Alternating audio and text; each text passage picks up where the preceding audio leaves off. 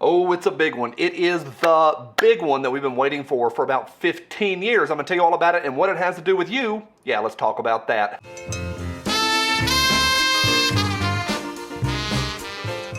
Hey guys, it's always a big do to each of y'all. Kapow, this is a good one. I'm going to get you up to date. I am so happy to be making this video. We thought it was coming. I'm going to be pretty brief here because we don't know a lot. We haven't read the whole 100 pages. It's 100 plus pages, but I'll get you up to date. And then towards the end, I'm going to tell you what a few people that don't like this have to say. And it's also a little entertaining. Happy to say this. Buckle up. Here we go. Today's episode is brought to you by the Tree of Liberty Refreshment Ink. Available in a couple of different colors. Blood red, midnight black, and then some stone color that I don't have something clever to say about it. Thomas Jefferson said, the Tree of Liberty must be refreshed with the blood of patriots and tyrants. You know where that link is. All right, this is good news. Let me get my laptop going up here. Now, let me go back. The last one was in 08. That was the big one. Y'all have heard about Dick Heller versus DC. That was specifically about self-protection only within a private residence. This is my own private domicile and I will not be harassed, bitch! Today, it was a striking down by a vote of 6-3 by the Scotus of a New York law that's been around for a long, long time. And it's specifically about the right to carry outside of the home, specifically for self-protection. Now, the problem, and this is important for your state and you and your situation, the problem with that New York law is it required citizens to show special need to be able to carry. We've talked about this a whole bunch before. That special need did not include self-protection. And the Supreme Court said, that is not happening. Let me read you what Judge Clarence Thomas said in this ruling today. He said, the constitutional right to bear arms in public for self-defense is not a second-class right subject to an entirely different body of rules than the other Bill of Rights guarantees. Justice Clarence Thomas wrote in a majority opinion. We know of no other constitutional right that an individual may exercise only after demonstrating to government officials some special need. And that is the problem, is how high the bar was set because of that special needs. Donald Trump got to be able to carry in the state of New York, but no one who didn't have bazillions of dollars was allowed to. So that was a problem. This has been struck down today. Let me tell you, before I tell you what New York Mayor as well as Cackling Kamala said, let me tell you what it has to do specifically for you.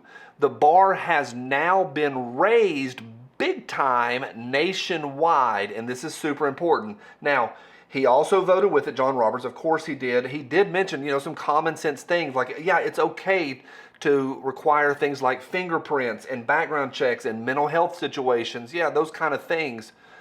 But the original New York law essentially was a complete ban, and that has now been struck down. Now, for you, and this is actually in the overall ruling, it says there's now a higher bar for states. So the states, your state, moving forward, it's going to limit the new laws they're able to produce.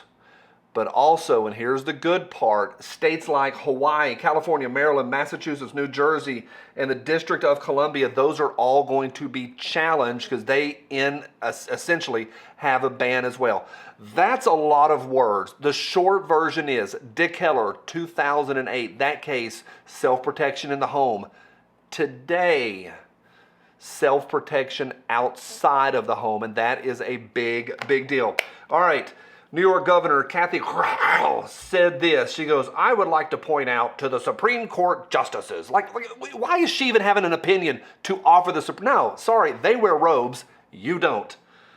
That the only weapons at that time were muskets, not true. I am prepared to go back to muskets. Well, she's not prepared to do anything. She has 24-hour-a-day armed security. What, she's prepared for other people who protect her to go back?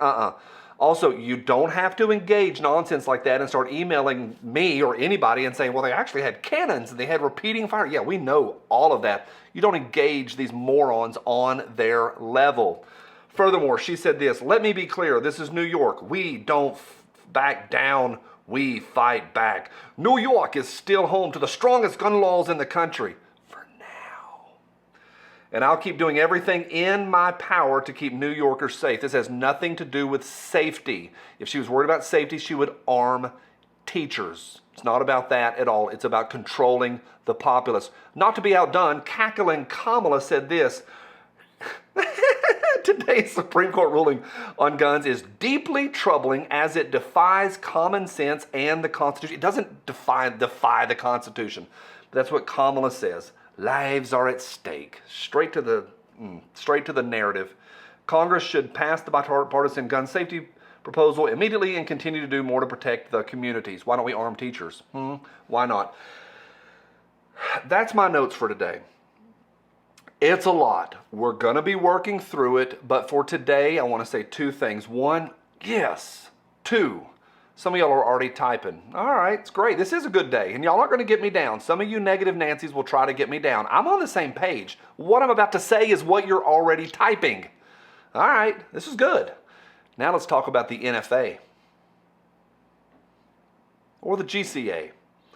Or any of all the rest of them. Yeah, it's going to be a lot. I'll see you tomorrow on Spicy Friday. Big W today. We will take it from our very much alive and willing to fight back, clutching our muskets, cold dead hands. Bye.